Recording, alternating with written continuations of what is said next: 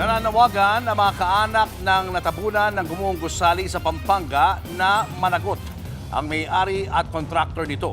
Patuloy naman ang paghahanap sa mga natabunan na pinangambahang patay na. Live mula sa Angeles City sa Pampanga, nasa frontline na balitang yan si Mon Gualvez. Mon, kumusta ang search and retrieval operations dyan?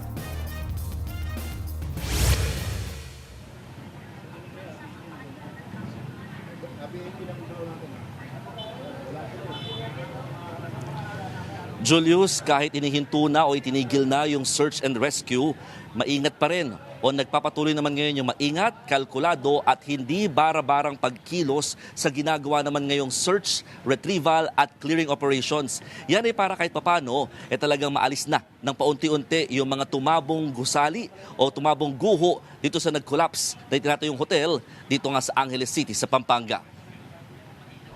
Kita sa drone video ng News 5 ang dahan-dahang pagkilos ng mga tauhan ng Bureau of Fire Protection o BFP habang nasa ground zero ng gumuhong itinatayong hotel sa Angeles City, Pampanga. Maingat ang bawat galaw, lalo na sa tuwing pinapanik ang mga nakadapa ng gusali. Target nilang maalis muna ang mga bakal sa scaffolding na nakapalibot sa buong building. Kahit naka-standby na mga heavy equipment, mano-mano pa rin muna itong pinuputol at inaalis ng mga otoridad. Gumamit nga rin ng crane para buhatin ng ilang responder at madala sa bandang gitna para maputol naman ang koneksyon ng ilang bakal doon.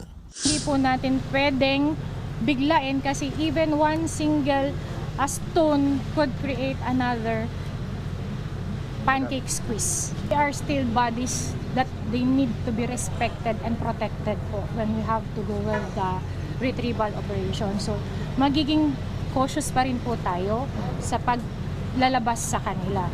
Alas 3 ng hapon kahapon, nakakita pa raw ng signs of life ang mga otoridad. Pero tingin ng mga eksperto, mali ang na-detect mula sa ginagamit na equipment ng responders. So pag minsan po nasasagap din yung mga life forms katulad ng mga animals, yung pag iba yung orientation, pag minsan yung mga rescue responders naman ang maaring nasasagip. Paglilinaw nila, ilang oras pa uling sinubukan ng pag-scan at pag-deploy ng rescue radar.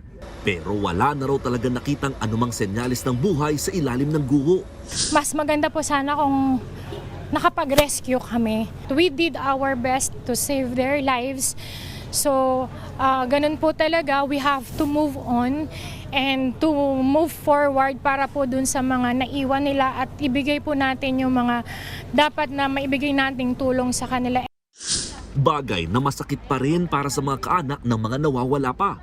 Ilang araw na rin silang nag-aabang sa site at umaasang makikita pang buhay ang kanilang mga mahal sa buhay.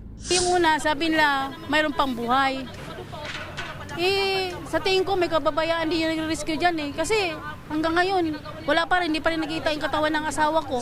Ang iba, hindi maitago ang panlulumo, lalo't umaasa sila sa padre de pamilyang kabilang ngayon sa pinangangambahang na trap sa loob na nag-collapse na gusali. Hindi siya pwede mawala sa amin kasi siya yung sandalan namin . Hindi namin alam kung saan kami mag-uumpisa. 4 pa rin ang kumpirmadong nasawi sa insidente, habang 16 naman ang patuloy pang hinahanap. Hiling ng mga kaanak, managot ang may-ari at kontraktor ng ginagawang gusali. Kung sino man nagpabaya sa building na yan, kung bakit ganyan bumagsak, lalong-lalo na sa engineer, kung sino man ang engineer dyan. Hindi ko kilala ang engineer dyan, pero alam niya kung sino siya. Sa kanya yung pagpapabayaan kaya nangyari dyan. Marami po siyang taong pinatay. Dapat managot siya, mabigyan man lang ng hustisya yung mga namatay dyan na hanggang ngayon hindi pa nahukay. Ang problema, hanggang ngayon, wala pa rin silang koordinasyon sa lokal na pamahalaan. Kaya panawagan ng anak ng isa sa mga nasawi. Sana po magkaroon man lang po siya ng kahit konting konsensya. Po siya sa amin kasi tatay ko po yun . Masyado po malaking kawalan sa amin yun . Lalo po sa mga kapatid ko.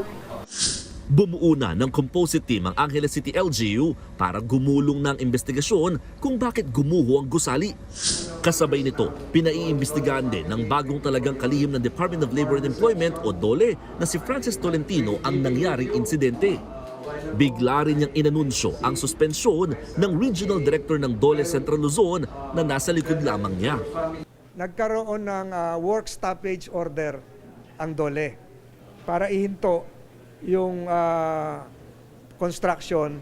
Nahinto yan dahil sa pamumuno nga ng DOLE Region 3 sa daming violation. Subalit, tinuloy pa rin nung ma-lift yung work stoppage order ng DOLE.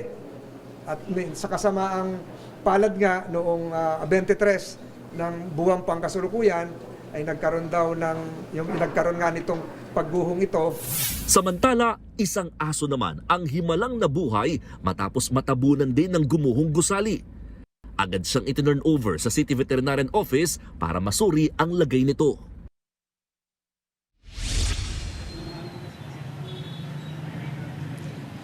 Julius, kahit gabi na, tuloy-tuloy pa rin ang ginagawang search, retrieval at clearing operations dito nga sa lugar. At ngayon, mga kapatid, ipapakita namin sa inyo yung live na kuha ng drone shot ng News 5 dito sa area kung saan kahit nga oras na ng gabi or madilim na, patuloy ang ginagawa ng mga otoridad sa pagtatanggal ng mga bakal dito nga sa gumuhong itinatayong hotel dito sa lungsod ng Angeles. Makikita ninyo talagang walang sinasayang na oras ang mga responders para maalis yung mga makakapal na bakal na yan at talagang ma-clear kahit papano itong Teodoro Street at yung Oak Street na talagang pinaka-naapektuhan dito sa area dahil bahagi ito ng tinatawag na Entertainment District o Business District ng Barangay Balibago dito nga sa Angeles. Kaya naman kahit sabihin natin na may mga alternate routes, talagang apektado yung negosyo at saka syempre yung lakad at galaw ng mga residente maging ng mga negosyante dito sa lugar. Ang sinatsaga lamang ngayon ng mga responders yung kakarampot na ilaw lamang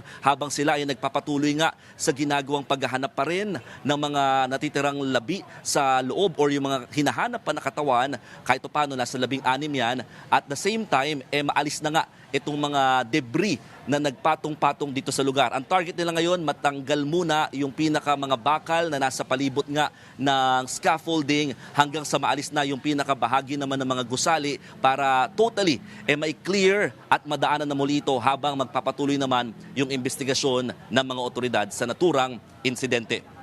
Julius.